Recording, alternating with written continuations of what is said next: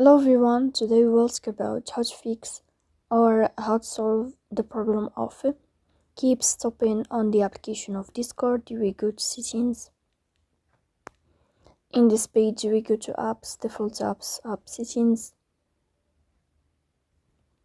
On above we will search about Discord app and we click.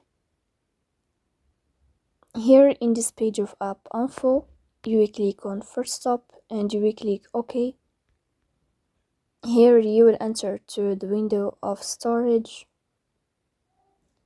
Then we click on clear cache, but pay attention, don't click clear data because that can delete your account.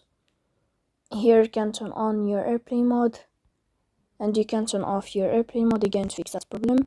So please don't forget to support us by like and subscribe. See you next time and thank you for your watching.